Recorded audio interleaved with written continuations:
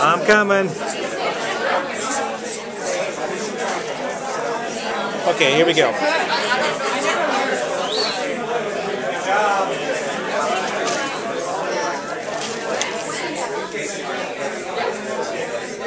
Everybody, we're going to pull back the seats here. Voice doesn't do much action here. It seems like the whistling does. So there you go. Bring everybody back. That works. It took a long time. When I was about 12 years old, it was like until I was blue in the face and passing out. But I got it. Okay, so we are running out of time here. We're going to get a couple more speakers up, and we're probably going to have, do you think that we need to have Marty before we talk about that? Yeah, that would be great. Okay, so Mark, one of the things that we can do is we can grab some of the people you want to talk to outside if you want to talk much, or if you guys want to hang out, and Mark, you want to hang out, and then come back after the rest of our talking, we can do that too. I'd rather listen to what her. Okay, great. Excellent. We're good to go then. Okay, well next I would like to present someone that has helped us tremendously in bringing in people as well. Dana Clapp. He is the director of the Santa Maria Real Estate Investors Club. Dana, can you please tell us a little bit about your club and what you specialize in? Come on up. You're welcome. Okay.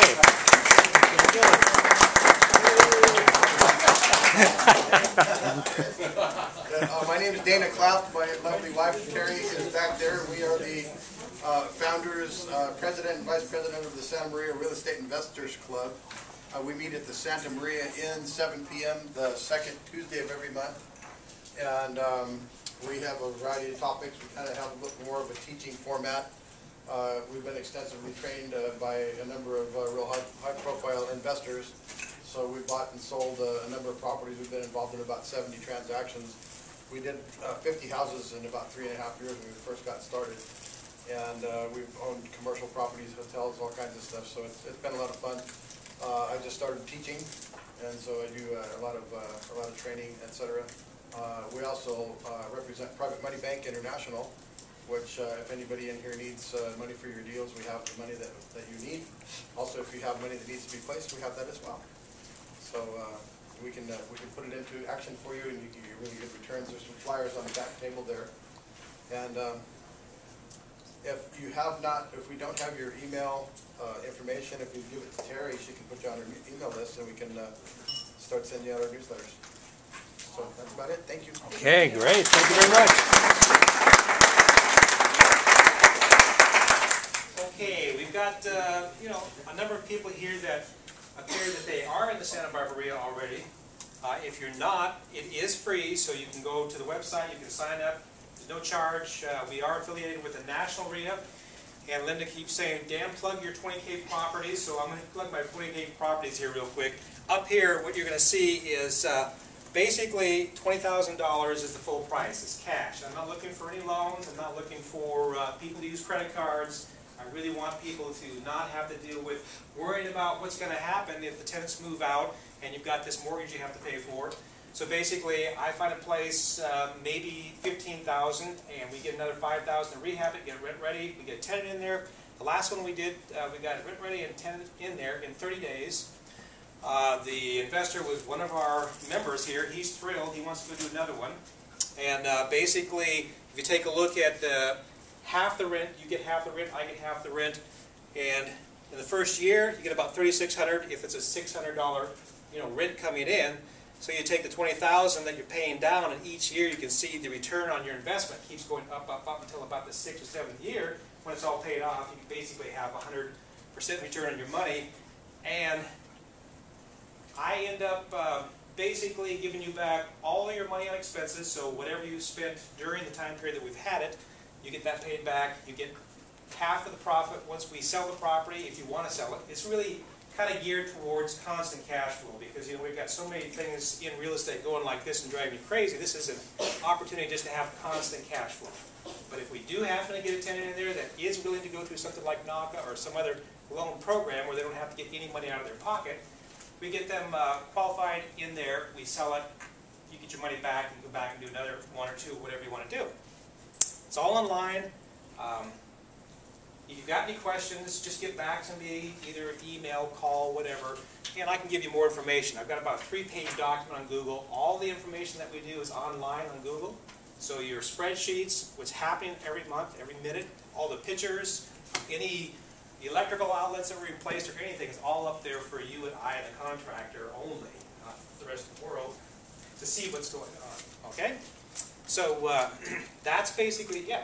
Just a question. Sure. Would it be safe to say that it's a 20 to 25K property? Or is it? I tell my contractors if they go over $20,000, they're going to have to look for another job. Okay? Execution. I'm pretty good at hiring and firing and getting rid of the management companies that don't work. Some of these things I manage personally. It all depends. Different places, different scenarios. Section 8 is a guaranteed check every month, and it takes a lot less management because people don't want to lose that money coming in, you know. And then I teach people in Section 8 how to go through NACA and get a qualified loan where they don't have to put any money down, no closing cost. They don't even care about credit. They care about income to debt ratio. And if I can get them through the program, we go back to Section 8 and we say, Section 8, do you want to continue paying $800 or $600 a month on their rent, or would you like to pay $300 or $400 a month for the mortgage? Section 8 makes the mortgage payment. Imagine that. I was surprised when I heard it, but they do. They'd rather pay half, you know, than the full. So it works out fine. You know, they're not really liable, or they don't have to. If the tenants somehow mess up, they can be off Section 8 pretty easy. If their kids take 10 years to grow up and they're gone, then eventually Section 8 will come back and say, okay, now the mortgage payment is your responsibility. So, you know, it's a lot of work. It's a lot of educating, but, you know, got to do something in life, so this is what I'm doing. And if you're interested, just get back to me. Now, we've got, and all this stuff, what I'm talking about, and everything else that we've talked about today can be done tax-free through an IRA. So what we're going to do is we're going to get Karen. Thank you. Karen up here, and we're going to talk about UDirect IRA services.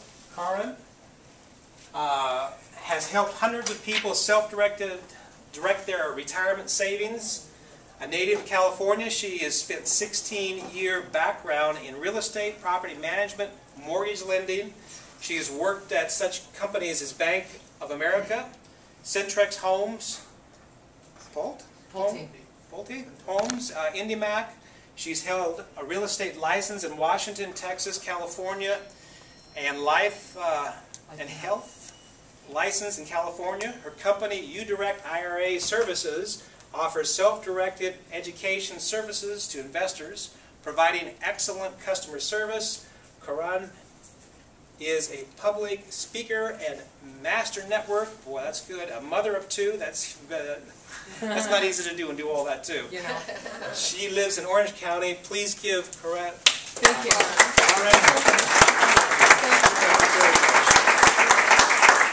With a name like Karen, I had to give my kids names you can spell and pronounce, you know. Mitchell and Lauren. So I love when Matt speaks because he talks about his whole family. I'm going to start printing slides of my kids in my presentation because they're so awesome. Thanks so much for the opportunity to speak. This is really great, and what a great group. And everything you've heard today about investments can all go into a self-directed IRA. It's just, they're really cool things, and I'll tell you all about it. But first, a couple things that are really interesting, and I'll answer some of the frequently asked questions. One is, hey, Karen, I've got this opportunity. Will you tell all your clients about it? So I'll just kind of head you off at the pass. No, I can't. I'm a third-party administrator. And what I'm not isn't a financial advisor. So I'm not ever going to tell my clients, hey, here's something you should look at. I'm not going to give my clients investment advice or give them investment opportunities. Instead, what I do is give them investment education. I do a lot of events that are for educational purposes only, like being here right now, so that you can get the information and make an informed decision. I'm not a CPA. I'm not an attorney. I work very closely with CPAs and attorneys. Because this information borders on tax advice, borders on legal advice all the time. And of course, as a great investor, what you want to do, of course, is have your structure of financial advisors. Nothing beats a bunch of good financial advisors When if you're going to look at a syndication, hey, look at this PPM for me. If you're taking a look at, what kind of retirement plan is best for me, talk to your tax advisor. It depends. It depends on you. It depends on what are your goals and what's your income and what are you trying to achieve. So once you get all that down and then you got your plan, then come to me and say, I'm ready to implement, and then we can help you with the self-directed part. Okay. So a lot of people haven't heard about self-direction. It's kind of surprising. It surprises me all the time. But you've been able to self-direct for 36 years. Do you love that? I know. People don't even know. They think self-directed IRAs, since we've heard more and more about them lately, are some kind of response to our current economic situation, but it's not at all. It just so happens that the time is right for this because I belong to a group called SBREIA, which is the Retirement Industry Trust Association, and we met in Washington, D.C. in like April, May. They said that there's something like $15.7 trillion in retirement plans, and only at the most 4% is self-directed. So it's a ton of capital that can go into your deals. So much money that can go into your deals. So I'm going to tell you how. What are the rules and the pitfalls? So if somebody says, you can't do that, and I still hear this. It's like my CPA said, you can't do that. Yeah, you can, and it's IRS publication 590 that tells you. We'll talk more about that. So what's the difference between a self-directed IRA and this IRA that I have at Vanguard? I'm at Vanguard. Well, I can self-direct. I can self-direct into any stock I want. And that's true. You can truly self-direct it into any stock you want. But if you call Vanguard, this is my favorite thing, and you say, hey, Vanguard, okay, I want to buy some real estate. They don't tell you that they can't help you. They tell you that you can't do it. How do you like that? So you can do it. You can do it with the self-directed IRA. They just don't make any money if you do it.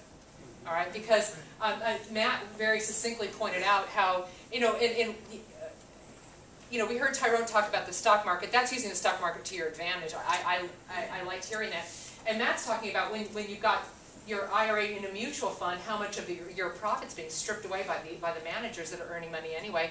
Well, when it's self-directed, when your IRA owns a house, there's nobody stripping that away from you. You're getting every penny of that back. It's so cool. So this is really taking charge. I think everybody in the room is a sophisticated investor, and you want to take charge and be responsible.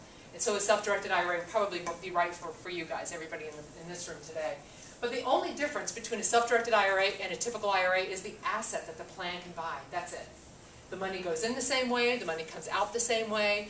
All of the kinds of IRAs that are available can be self-directed. People will say, well, I want to do a self-directed IRA, but I have a SEP. It's like, well, a SEP is an IRA. You can self-direct it. It doesn't. If it's a retirement plan, if it's an IRA, if it's inherited, SEP, simple, traditional Roth, individual case, okay, you can self-direct it, and even more. And we'll talk about that too. So, of course, losses. If you lose money in your IRA, you don't get to write it off. Just the same way, if the stock market takes a tumble, you lose money, you don't get to write it off, and we all know that.